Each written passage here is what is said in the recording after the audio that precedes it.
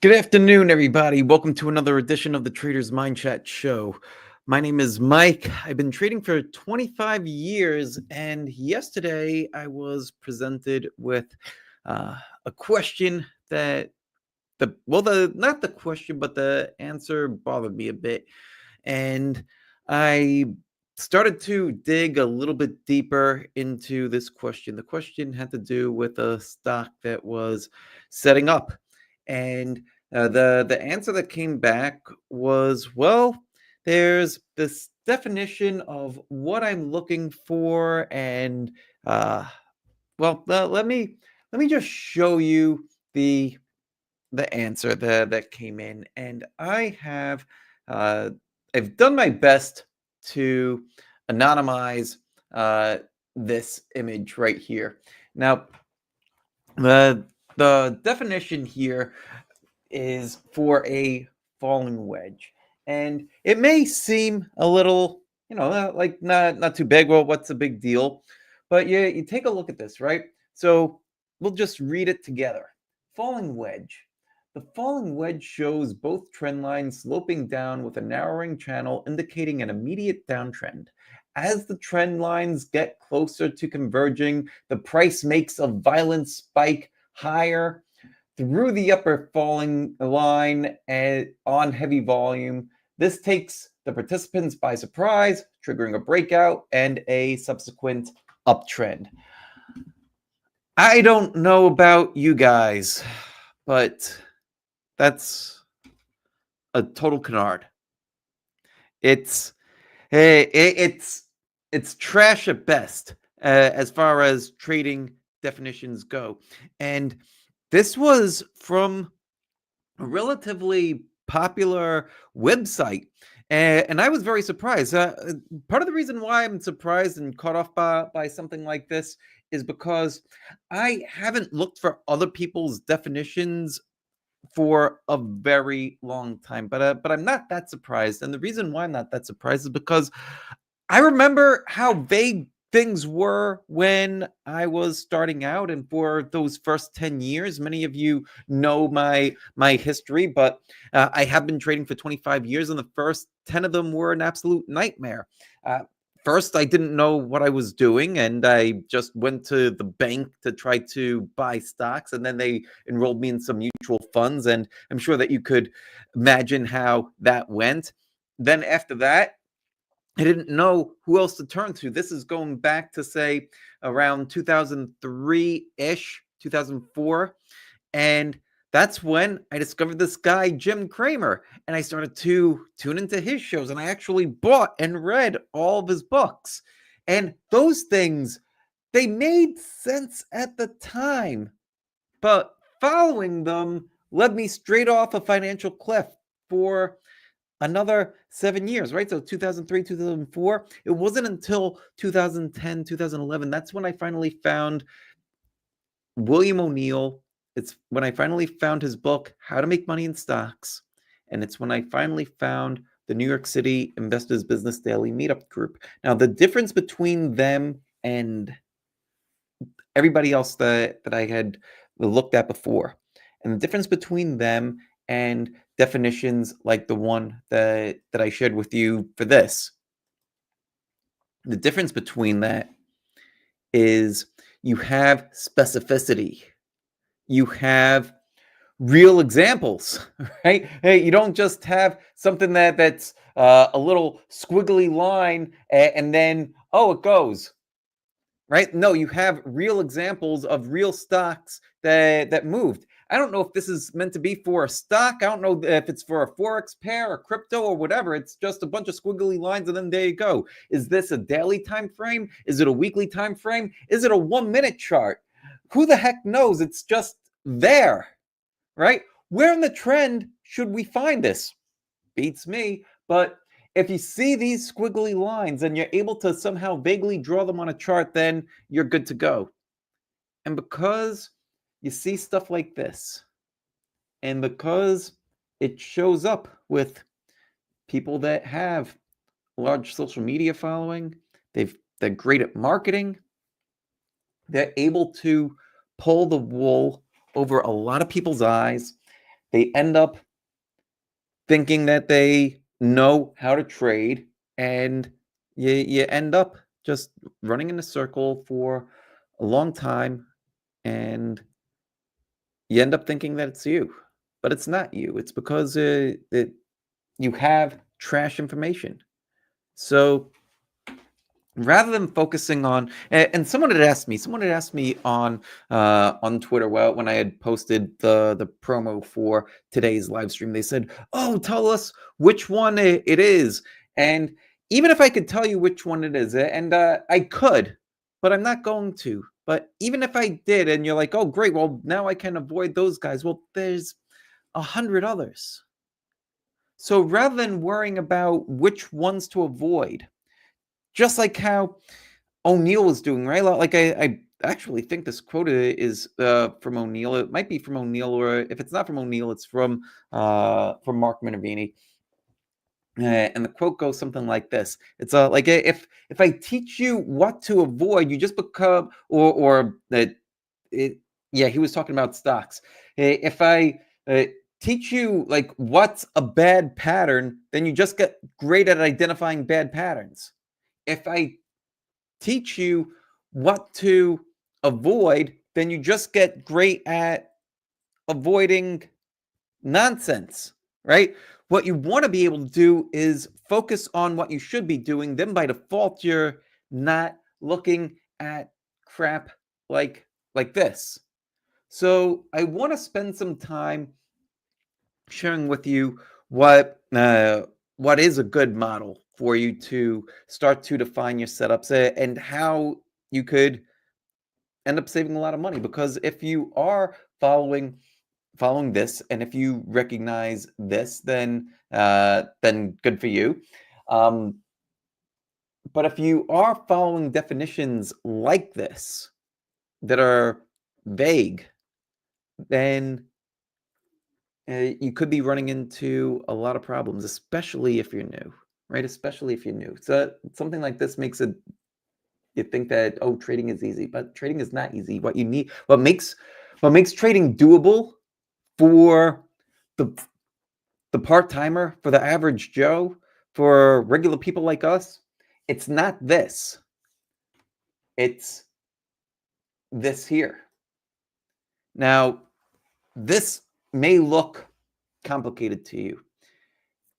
In all honesty, maybe it is, but I'm going to break it down for you, because this is specific. This is a template. This is something that you'll be able to take yourself and implement and duplicate and be able to have real success.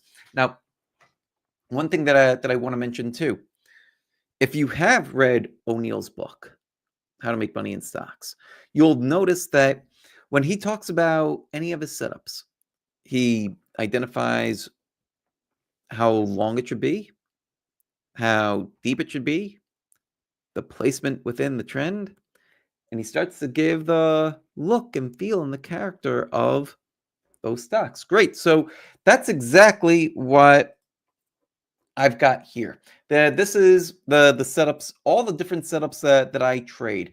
And I would recommend that you go and you make a similar spreadsheet for yourself. This spreadsheet here, this is something that I actually give to all of the members in each of my programs. I have two programs. I have a research program, and I have a coaching program. So I'll put the research program into the chat. There's a 2-week free trial that you could take for this program, and it includes this spreadsheet here. So let's get into this. And if you have questions about this or the program later on, just type them into the chat as we go, and I'll do my best to answer everybody's questions. But what you want to do for any setup, this is going to be true whether you're a swing trader, a day trader, whether you are a fundamentalist, whether you're just looking at charts, whatever it is, this is the template for you. You want to name your setup, right? Give your setup a name. Then you want to come up with a whole list of must-haves, right? And actually, well, why don't I make this a little bit bigger here so that way you can see it. So you want to have your list of must-haves, things that the thing that you're looking for. That how are you going to tell an apple from an orange? Right? What are some of the qualities of an apple versus the qualities of an orange? This is how you're going to start to tell the real difference between things. If not, if you're talking about like, oh well, anything could be whatever it wants, it's just absolute chaos and lunacy. And now I'm starting to get a little a little fired up here. But anyway, keep it on stocks. So your setup, you need to define it. You could define a range. Here's some of the ways that I define my setups, right? So I've got a name for it. I identify the time frame that I want to look for this thing on, right? So this first one up here, a pullback buy, I want to look for it on the daily time frame. So I'm not looking for pullback buys on weekly charts, on monthly charts. I'm not going down and looking at them on 30-minute or 5-minute time frames. No, I'm focused on the daily chart. That's where I'm going to do my hunting. Now, it's not to say that the other time frames won't play a role somehow when I'm going in and drilling down to see, is this a great setup? But where am I going to look for this thing? I'm specific. I'm looking for it on a daily time frame. Great. Now what? What's the length of this thing got to be? We want to know how long any of our setups should be. So you could list it out as days, as weeks. You could list it out as the number of bars it's supposed to have. If you got that, if you got that trash thing, and I actually closed the window here, but if you're so vague, then you're not going to be able to know where to really look for these things. And then what happens? You either get ones that aren't good, you get so many that it's too much to choose from, and then you know what happens when there's too many to choose from. You end up not making any decision at all, or maybe you see something moving, you hop on board, and you kind of hope for the best. So don't do that. Now, here's another criteria that I like to use. Length of bars needed below the pivot. The length of bars needed below the pivot. So that's where you're going to actually do your buying. Like, so I want to see something pull back, right? So sometimes, let me give you an example, right? And I'll come over to one of my charts here where I can draw on a bit, right? So let me just bring this over here, and we can draw on this a bit, right? So if we have something like this and we pull back, how many days is below the pivot? I want to see this section here be 3 to 5 days, right? Let's take a look at what that actually looked like on Reddit, which I was trading, and I actually still have a bit of. So if we reset the chart, the point that I'm talking about is this part right here. Days below the pivot. So I was buying here at $68.60. I wanted it to be trading below that level for at least 3 days. 3 to 5 days is generally good to be trading below a pivot. And so I've specified that for myself. And here's another thing when it comes to making this kind of a setup template for yourself. It's not about what Mike has to say. Oh, well, he says that a pullback should have all this criteria. No, like the skeleton of this stuff is good. You have to fill in the guts yourself. Now, maybe you start out with the guts that I've got here, but eventually you're going to want to massage it and come up with add your own things. Maybe you remove a couple of things, but it should be based on something concrete, something that you've observed, something that perhaps there's some other study that you have that if you're adding to my work, you would want to you want there to be real evidence for whatever criteria it is that you use. All right. So onto the depth of the pattern and depth near the pivot, right? Like that's why I've got those two things there. So how deep should the pattern be? So when we're looking for any of these patterns, we want to be measuring them. We want to be measuring how long they should be, how deep they should be. So let's take a look at another recent trade. Right, well, let's put let's see. Well, what was a recent pullback? Um, Truly think that Tesla here was a pullback, and then it blasted off. Right? So if I wanted to count the number of days down for Tesla, right? 1, 2, 3, 4, 5, 6, 7, then I'm able to see right here that, yeah, that this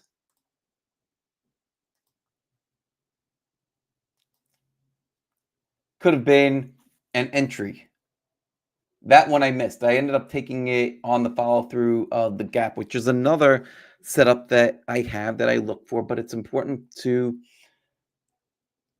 define all these things so that way you're not just hopping on things because it happens to be moving. You're hopping on them because it's part of your system, and your system is a proven system, hopefully, that when you trade it 100 times, you end up with more money in your pocket than when you started.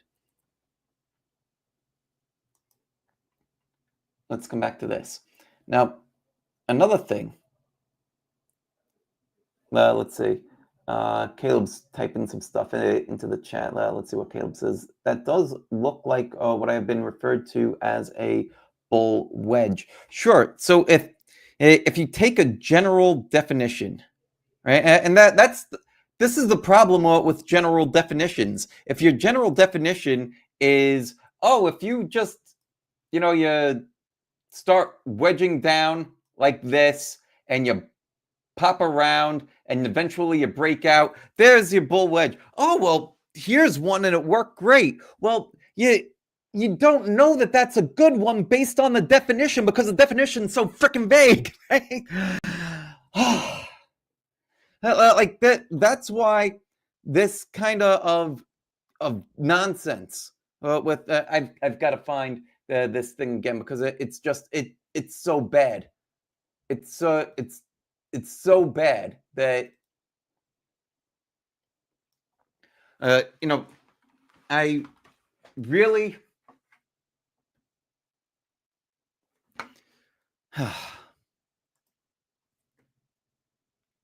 this thing has let's zoom in a bit.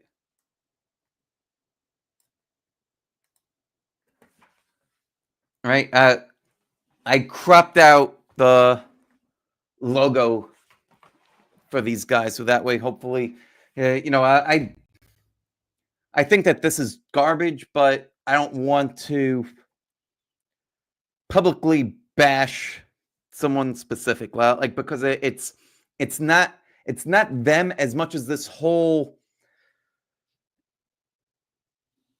just this garbage movement of making something so vague, right? Like where's the example, right? So you just have a general drawing here, and if price goes, it goes. You don't know if it's a good one, if it's not a good one.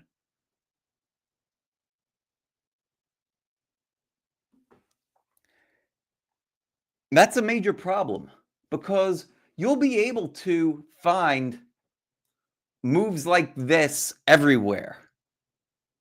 What makes this one good? Why would you buy this?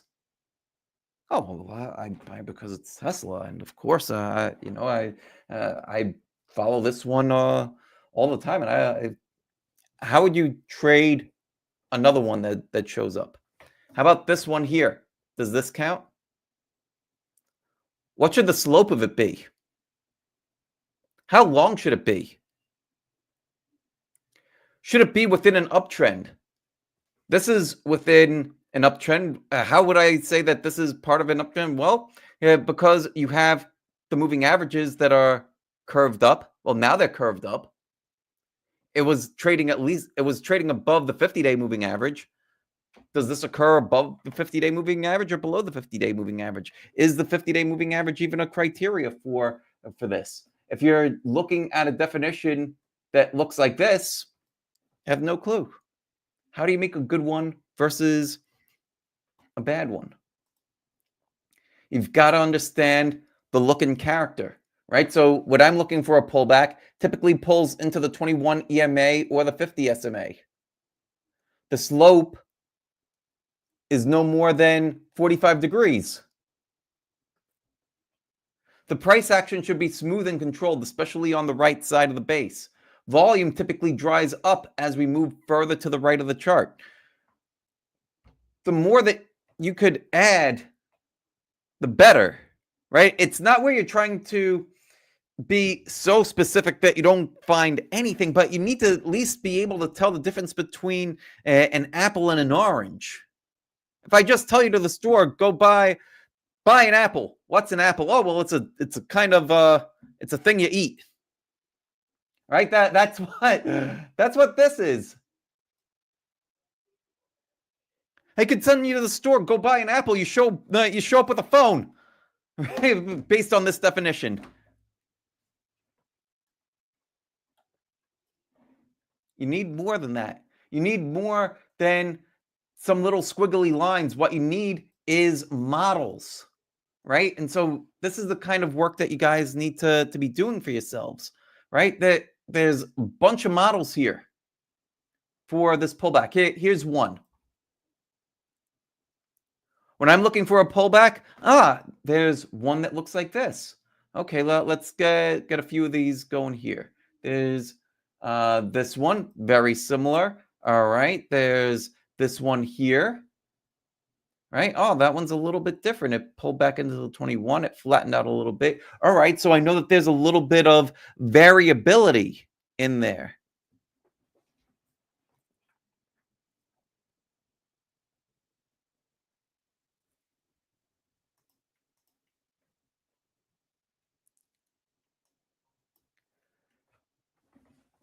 It's very helpful for you to know if you're where in the trend you would look to buy it.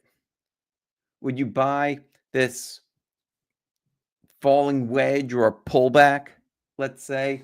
Would you buy it?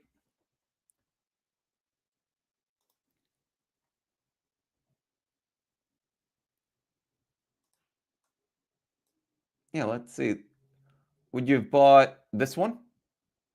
That's a falling wedge, isn't it?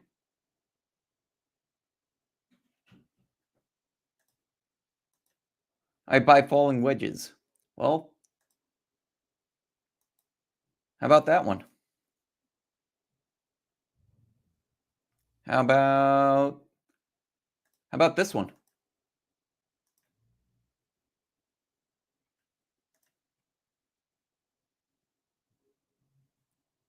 Right? Well, if we don't predefine it, and it's pretty easy to define, right? You could just be like, trade it when it's above the 200-day moving average.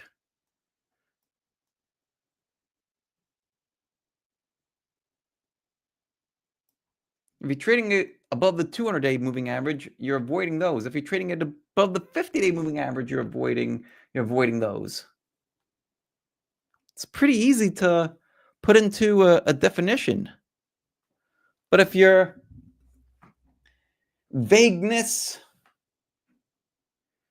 may seem good, right? And you guys tell me if you think that it's better to be vague and have a definition like this, right? Like maybe I'm the nut job, right? Maybe I'm wrong, but I don't think that I'm wrong.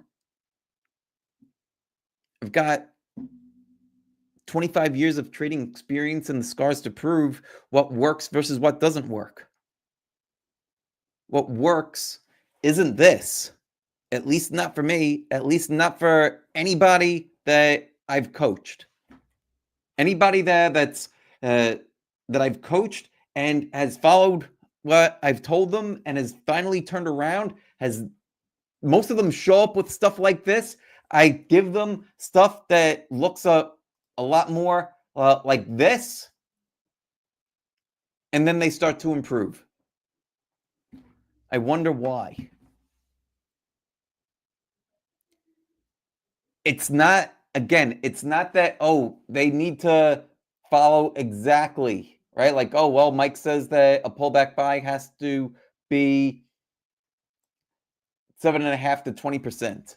Maybe you find that it's a little bit different for you. Maybe you add fundamental criteria to what you're buying. I've got fundamental criteria too. I'm not looking for any pullback. I want it to be on my universalist first. That's a criteria as well that I'm looking at.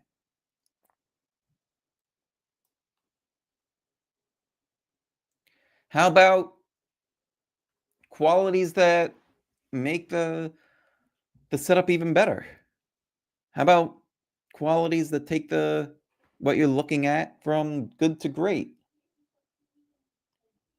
Again, the more specific you are, right? So if you've got, to go with Caleb's analogy here, right?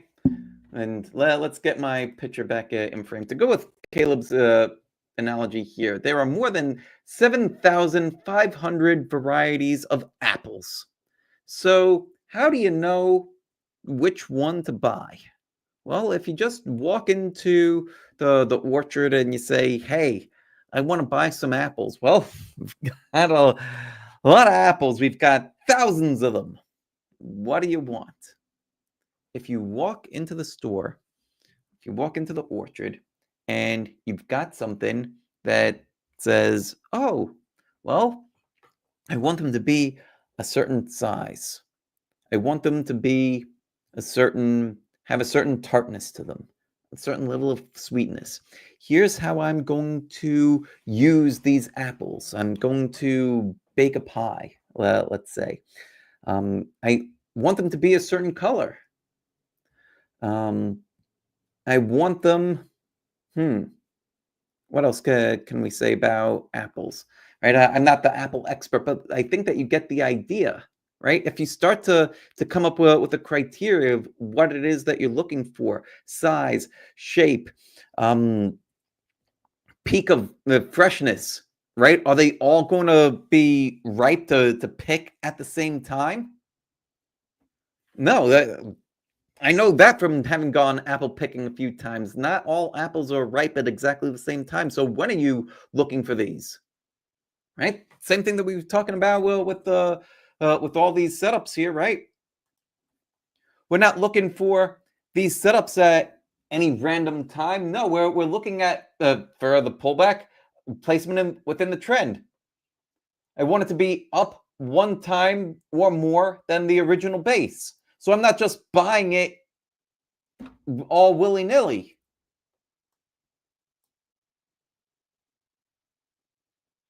How about the market type, right? Are you if we're talking about apples, are you buying them in the winter, in the summer, in the fall? When are you buying them?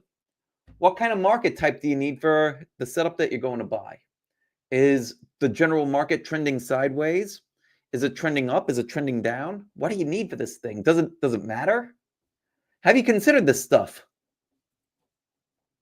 All things that you got to consider. And it's really, this is one of the reasons why I wrote this book. Right? Because so much of this stuff doesn't get talked about, or gets talked about and not in the proper way. Most of it you're getting generic garbage, and it's leading you astray, and it's causing you to lose a lot of money, and it comes with a whole litany of bad behaviors because you think that, oh, now that I found this setup and now I'm in it, now if I stare at it all day long, then I'll be able to see if it goes up or if it doesn't go up, if I'm making money, if I'm not making money, and you have this uncertainty, right? It setups like this, and this is unbelievable, right? So when you have this level of uncertainty, right here, when you have this, it causes you to freak out.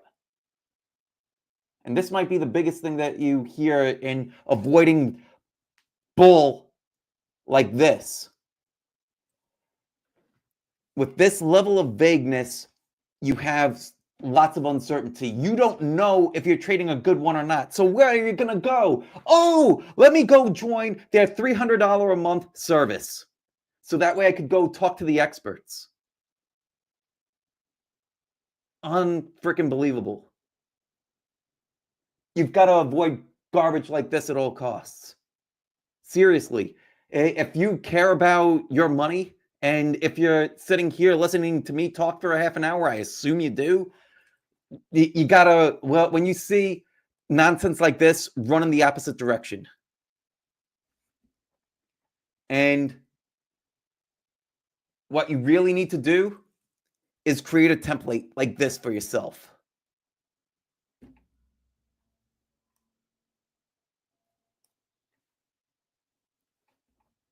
I've got services too, right? Like I've got research program, but it's not about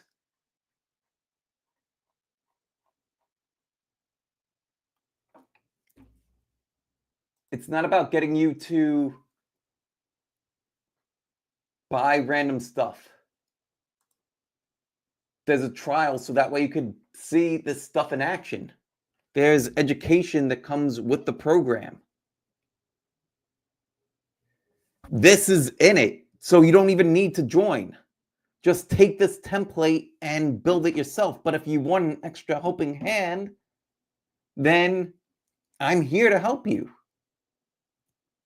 And you get a copy of this sent to you every single day, along with all the stocks that I'm actively trading. You get to see how I'm using it. You get to see and ask questions in real time, full transparency. Some of the biggest compliments that I've received about what I do is the level of transparency, the level of education, how much detail there is. This stuff isn't rocket science, but it's not kindergarten coloring either. I'm sorry. Well, when I see stuff like what I had showed you, right? Like this.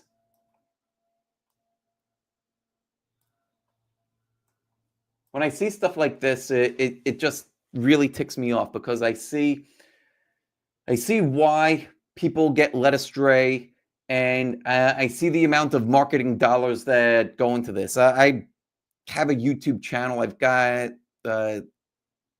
X. I'm not spending money on all this advertising. It's really word of mouth and putting out what I think is valuable to people, and hopefully this stuff helps.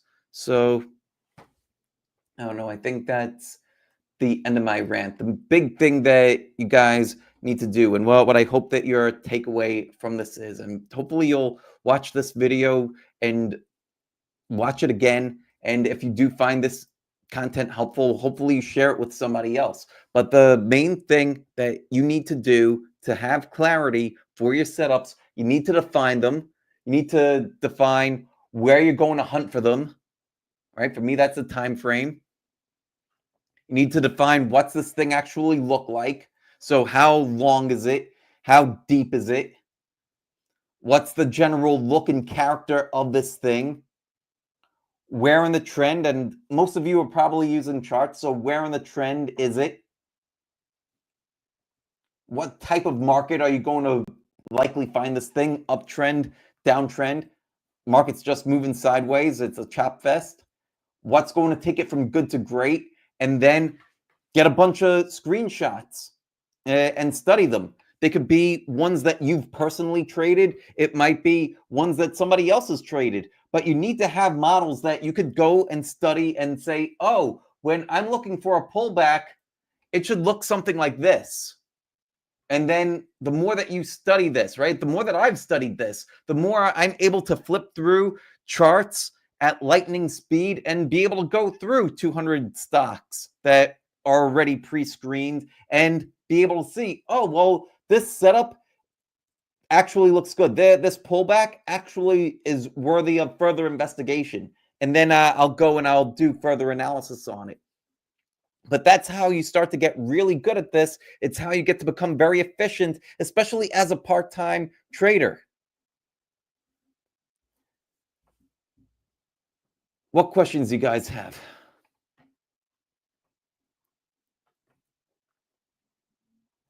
Let's see what questions you guys have.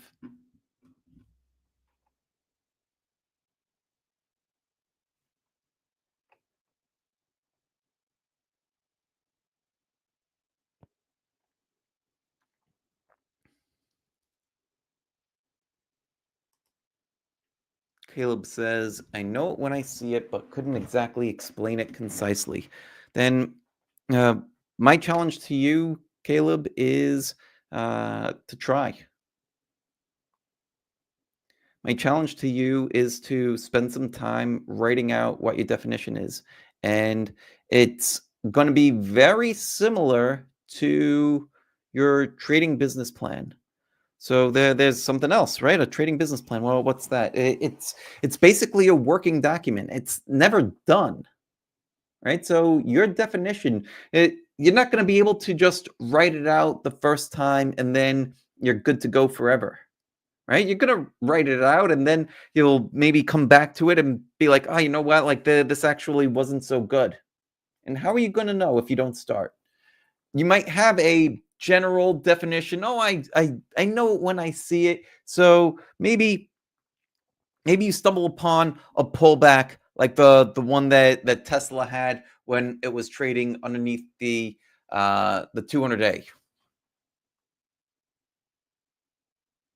Right? Well, if that wasn't it, right? If you're like, "Oh, well, that's not it. I already know that it should be more like this one over here." All right, great. So you already have some criteria there, right? Some of your criteria might be, oh, the 50-day price is trading above the 50-day moving average, and the 50-day moving average is in an uptrend. There's some criteria. You're already miles ahead of what we found on that other bogus website.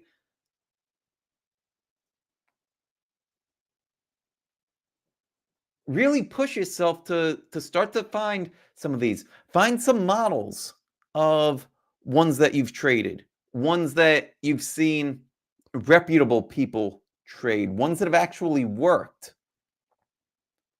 And you could go back in time and see which ones have worked and which ones haven't. Jot down the criteria. You're somebody that wants to make a living doing this. This is the kind of stuff that will help you do this for a living. But if not, you end up being like one of the people that subscribe to these guys' services and get spoon-fed information in a chat room. And I'm sure that there's tons of noise in these chat rooms. At least that's what I hear, that there's tons of noise in these types of chat rooms. No wonder, right? Well, when you're dealing with definitions like this that are ultra vague, of course, there's going to be tons of noise. Somebody's going to say that, oh, well, this is a rising wedge. Oh, well, it doesn't have this criteria. Oh, well, what about the Bollinger Bands? What about the Fibonacci's? Well, what about this? What about that? There's no freaking definition here. How much more vague could this possibly be?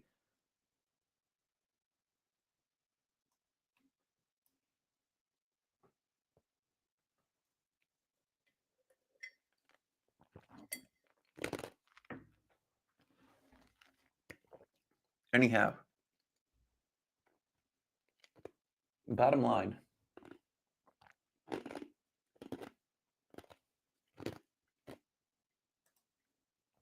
The bottom line, you need to have definitions. And the only way that you're going to have clear definitions is by starting. If you want change, then you have to do something different. If you want more of the same, then continue doing more of the same.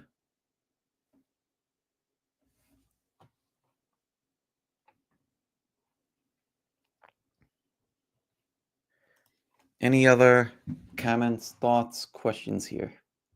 We've got, we're a little bit over, but if there are any other comments or thoughts or questions, I'm happy to help.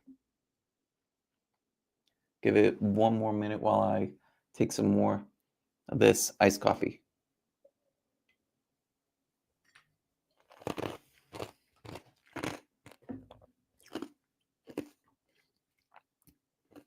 Yes, I like to chew ice, shimmy. All right, looks like that is it. So I want to say thank you all for joining me today. Hopefully this was helpful. If it was, drop a comment down below. If it was, share it with somebody. If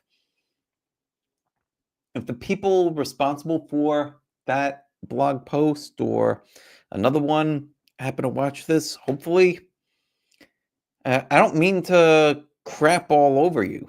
Well, what I hopefully it inspires you to up your game, right? Because we should all be here to help others.